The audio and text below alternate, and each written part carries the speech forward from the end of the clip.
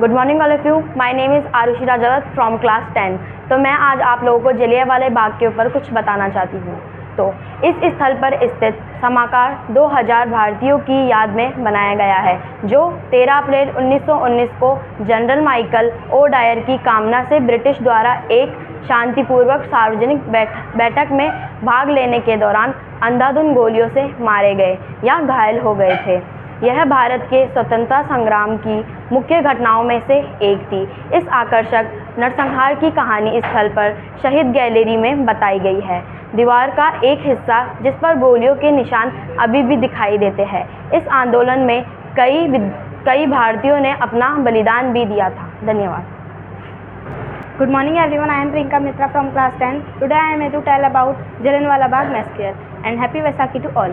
Jallianwala Bagh massacre is also called Amritsar massacre that happened in Amritsar in 1919. One of the most gruesome and patriotic massacre that happened in India was Jallianwala Bagh massacre. The incident occurred in 13 April 1909.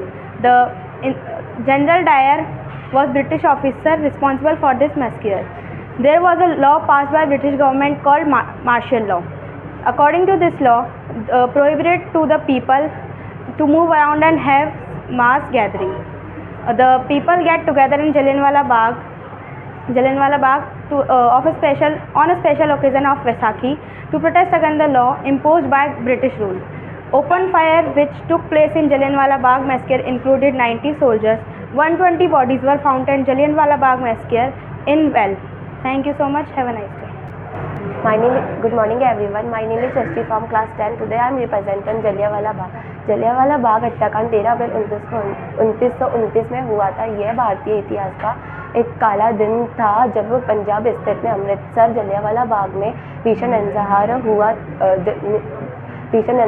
हुआ था, जिसे हर कोई जलियांवाला बाग हत्याकांड के नाम से जानता है। 13 अप्रैल 1929 में जलियांवाला बाग नरसंहार ब्रिटिश भारत सरकार में दमनदारी विचारधारा के द्वारा की गई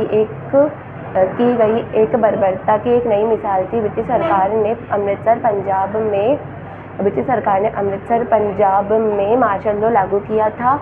इस कानून के अनुसार सार्वजनिक समारोह में इकट्ठा होना और अलग अलग स्थानों पर आंदोलन करना पर रोक लगा दी गई थी। इस चेतावनी